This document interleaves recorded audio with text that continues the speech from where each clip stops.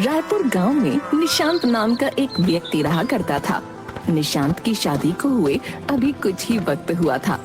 घर में निशांत का छोटा भाई प्रदीप, निशांत की माँ सावित्री और निशांत के पिता भगवान दास भी थे। एक दिन सुबह सुबह सावित्री अपनी बहू के कमरे में जाकर, अरे ओ जयपुर की महारानी, कब तक ऐसे घोड़े बेच के सोती रहोगी? उठो जल्दी, घर के सारे काम तुम्हारी माँ करेगी क्या? अरे माँ जी, बस मैं उठने ही वाली थी। बहू, ये सब यहाँ ससुराल में नहीं चलने वाला। सूरज निकलने से पहले उठने की आदत बना लो, वरना सावित्री नाम है मेरा। जी माँ जी, मैं समझ गई। कल से आपको शिकायत का मौका नहीं मिलेगा। मैं इनको भी जगा देती हूँ, इन्हें काम पर जाना है। अरे अरे, सोने दे मेरे लाल को, अभी उठा के क्या करेगी? आराम से दोपहर तक सोने की आदत है मेरे नीशु को। उर्मिला हैरानी से सावित्री की तरफ देखती है और फिर वहाँ से चली जाती है। उसके बाद उर्मिला घर के सारे काम करती है। पास के सरोवर से घड़ा भरकर पानी लेकर आना, गाय को चारा डालना, खाना बनाना और फिर दोपहर में जब खेत से घास लेकर वापस आंगन में पहुंचती है तब, ओ महारानी, इतनी सी घास लेकर आने में पूरा दिन लगा दिया। जल्दी जल्दी काम निपटाया कर।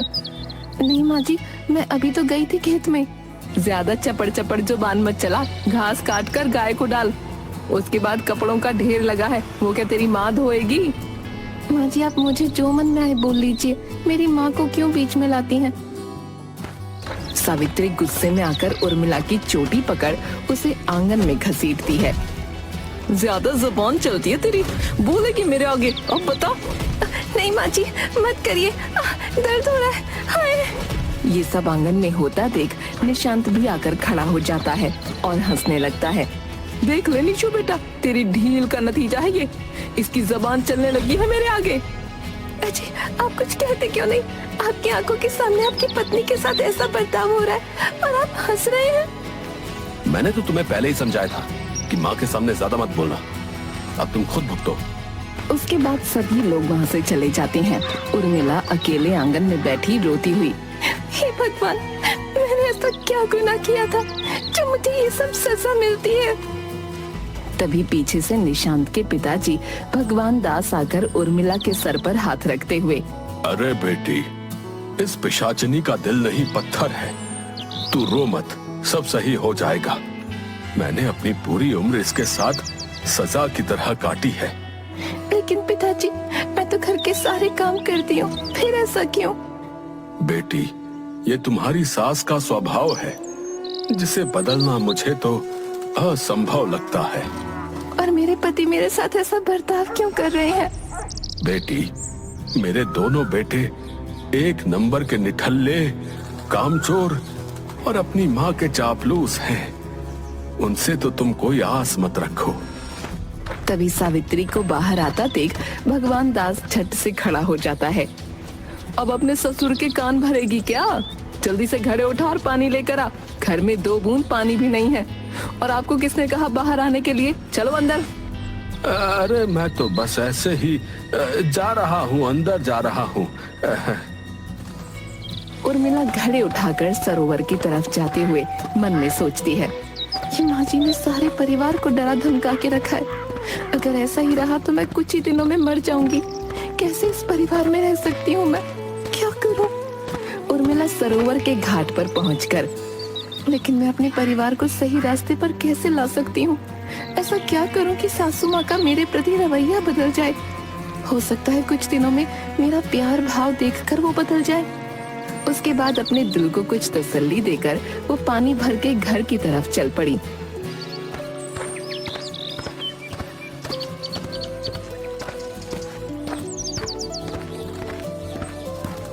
घर के आंगन पर पहुंचते ही ठोकर लगने की वजह से उर्मिला गिर पड़ी और घड़ा टूटने के साथ उसे भी चोट आ गई। हाय हाय, इस कुलच्छनी ने तो सुबह सुबह अपशगुन कर दिया घड़ा तोड़ के। तेरी क्या टांगे टेढ़ी हैं जो चलना तक नहीं आता? नेशु, अरे ओ नेशु, देख अपनी इस फूलझड़ी को, सुबह सुबह क्या नुकसान कर दिया। तभी निशांत बाहर आकर बोला, अरे माँ, इसको एक वक्त का खाना बंद करो। खाकर मोटी होती जा रही है, तभी चल नहीं पा रही। उर्मिला वहाँ से किसी तरह खड़ी होकर रोती हुई अंदर चली गई। वहीं भगवान दास उदास मन के साथ खड़े दिखता है। अगले दिन सुबह उर्मिला के पास सावित्री। अरे ओ, सुन, शादी के इतने दिन बीत गए, कहीं कोई खुशखबरी है या नहीं? नहीं माँ जी, अभी तो नहीं। मुझे लल्ला चाहिए, अपने कुल का दीपक, याद रखना, और वो भी जल्द से जल्द। जी माँ जी। सावित्री वहाँ से निकलते हुए, पता नहीं कब देगी मुझे पोता, कहीं बौंझ ना हो ये कलमुई। ये सब सुन उर्मिला बहुत उदास हो जाती है और घर के पीछे नीम के पेड़ की छांव में बैठी सोच में डूबी रहती है। तभी उसके पास उनका पालतू कुत्ता रॉकी आकर बैठ जाता है। इंसान तो इंसान का दर्द नहीं समझते रॉकी, लेकिन तू बेजुबान होकर भी मुझे समझता है। अब तू ही बता मैं क्या करूं, कहाँ जाऊं, कैसे जीऊं? रॉकी भी मानो उर्मिला की सारी बातें ध्यान से सुन रहा था। अगले दिन सुबह आंगन में चूल्हे पर रोटी बनाते हुए उर्मिला, सुनिए, आज मेरी तबीयत कुछ सही नहीं लग रही, आप मुझे डॉक्टर से चेक करवा लीजिए। देखो, बहाने बनाने की जरूरत नहीं है, समझी? अभी चौपाल पर मेरे दोस्त मेरा इंतजार कर रहे होंगे। हटो आगे से, काम पर ध्यान दो, सही हो जाएगा सब। ऐसा बोलकर निशांत वहाँ से निकल गया और चौपाल पर अपने आवारा दोस्तों के साथ ताश पत्ते खेलने लगा। तभी खाना बनाकर उर्मिला अभी उठी ही थी कि सामने से सावित्री कपड़ों का ढेर उठाकर उर्मिला के हाथ में थमा देती है। चली कहाँ महारानी, अभी ये कपड़े धोने हैं। जी माँ जी, अभी धो देती हूँ। उर्मिला जैसे ही कपड़े धोने लगती है, उसे चक्कर आ जाते हैं, वो वहीं गिर जाती है।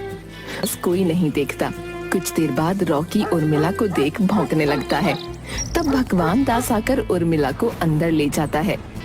थोड़ी देर बाद गांव की दाई अम्मा उर्मिला की नब्ज देखने के बाद बोलती है, अरे ओ सावित्री, मुंह मीठा करवा दे सबका, तेरे घर नन्ना मेहमान आने वाला है। हाँ। अरे क्या कहा दाई अम्मा, सच में? क्या उर्मिला पेट से है? अरे वाह भाई वाह। अरे खड़े खड़े क्या ताक रहे हो, जाओ बल्लू हलवाई से बूंदी के 2 किलो लड्डू लेकर आ जाओ जल्दी। अरे हाँ भाग्यवान, अभी गया। मुश्किल से घर में खुशी का दिन आया है। दाई अम्मा, लेकिन नन्हे मेहमान का मतलब जुड़वा औलाद है क्या निशु की? हाँ सावित्री, मेरा 50 साल का तजुर्बा गलत नहीं हो सकता। हाँ चल, अब चलती हूँ। भगवान दास लड्डू लेकर आए तो माता रानी को चढ़ाने के बाद मुंह मीठा करवा देना। हाँ। कुछ दिनों बाद उर्मिला को जुड़वा बच्चे हुए, जिसमें बड़ी लड़की और छोटा लड़का था। सब तरफ खुशियाँ थीं, लेकिन सावित्री लड़की को देख बिल्कुल खुश नहीं थी। एक दिन सावित्री निशांत के साथ अकेले में, देख निशु, हमारा वंश आगे बढ़ाने वाला तो हमें मिल गया, लेकिन इस करम जली ने अपने जैसी एक और जन दी है। इन दोनों का कुछ करना होगा। अरे माँ, आपने तो मेरे मुंह की बात छीन ली। आप जैसा कहोगी वैसा ही करेंगे। इस तरह विचार विमर्श कर सावित्री और निशांत उर्मिला और उसकी बच्ची को मारने की योजना बना लेते हैं। अगले दिन सुबह, अरे उर्मिला, अरे कहाँ हो? अरे जल्दी से तैयार हो जाओ भाई, हमें टीकरी वाले मंदिर में माथा टेकने जाना है। क्या सच में? और क्या, जल्दी बाहर आओ, मैं और प्रदीप तुम्हारा इंतजार कर रहे हैं। हाँ बस अभी आई। हे भगवान, तेरा लाख लाख शुक्र है, मेरा परिवार खुशहाल हो गया। थोड़ी देर में उर्मिला दोनों बच्चों को लेकर आंगन में आ जाती है। अरे चीकू को अभी माँ के पास छोड़ दो, चेरी को लेकर चलते हैं, क्योंकि तुम दोनों को कैसे संभालोगी, है कि नहीं? लेकिन हमें दोनों बच्चों के साथ मंदिर जाना चाहिए। अरे तुम फिक्र मत करो, माँ और बाबूजी भी हमारे पीछे पीछे आएंगे। थोड़ी देर बाद चीकू को माँ ले आएगी। उर्मिला ठहरी भोली भाली वो निशांत की बातों में आ गई और निशांत प्रदीप, उर्मिला और चेरी को लेकर पहाड़ी वाले मंदिर की तरफ चल पड़े। उन सब के पीछे पीछे रॉकी भी उनके साथ चलता रहा। कुछ देर चलने के बाद एक पहाड़ी के छोर पर पहुंचकर, अरे उर्मिला, यहाँ पर काफी ठंडी हवा चल रही है, नहीं? क्यों ना यहाँ कुछ देर आराम कर लें? जी सही कहा आपने, चलते हुए काफी देर हो गई, यही सही है। जहाँ निशांत उर्मिला रुके थे उसके ठीक नीचे बहुत गहरी खाई थी। उर्मिला देखो सामने का क्या नजारा है। उर्मिला जैसे ही उस तरफ देखने लगी, पीछे से प्रदीप ने उर्मिला और उसके हाथ में ली हुई बच्ची को धक्का दे दिया और उर्मिला पलक झपकते ही खाई में लापता हो गई। हो गया काम, अब जल्दी से घर की तरफ चलो प्रदीप। किसी को कोई खबर नहीं होनी चाहिए, बस हमें ये बताना है कि पैर खिसकने से उर्मिला और चेरी खाई में जा गिरे। ये सब कुछ रॉकी ने देख लिया और सूंघता हुआ झट से खाई में उतर गया। उसने देखा घने पेड़ की एक नीची सी टहनी पर चेरी कपड़े में लिपटी लटक रही है और कुछ दूरी पर उर्मिला की लाश खून से लथपथ पड़ी है।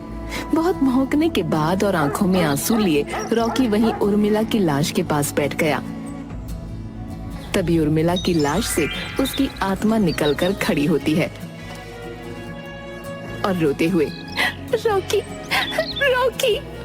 उर्मिला की आत्मा अपने बच्चे को उठाने की कोशिश करती है, लेकिन वो उठा नहीं पाती और जोर जोर से रोने लगती है।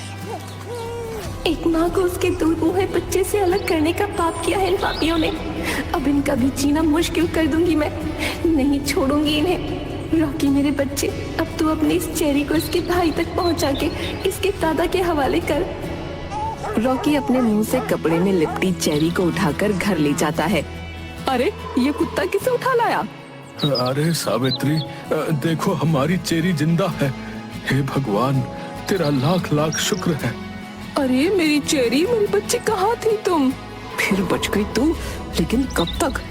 कुछ देर बाद आंगन में सब लोग इकट्ठा होकर उर्मिला की लाश को उठाकर गांव वाले आंगन में रखते हैं।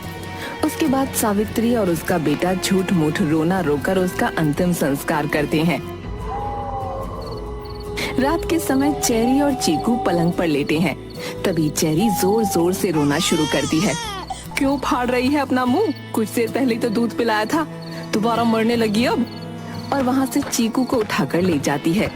चेरी वहीं रोती रहती है। अचानक से हवा चलने लगती है और उर्मिला की आत्मा कमरे में आकर, ओ मेरा बच्चा क्यों रो रहा है? अच्छा मैं तुझे दूध पिलाती हूँ। उर्मिला दोबारा कोशिश करती है चेरी को गोद में लेने की, लेकिन ले नहीं पाती। चेरी जोर से रोने लगती है। तभी कमरे में निशांत शराब पीकर आता है। टैं लगा रखी है, चुप कर, दिमाग खराब कर रखा है, एक छापड़ दूंगा तुझे। और तभी निशांत बड़बड़ाता हुआ वहाँ से चला जाता है और रॉकी मुंह में दूध की बोतल लेकर आता है और चेरी के मुंह में लगा देता है। चेरी चुप हो जाती है और दूध पीने लगती है।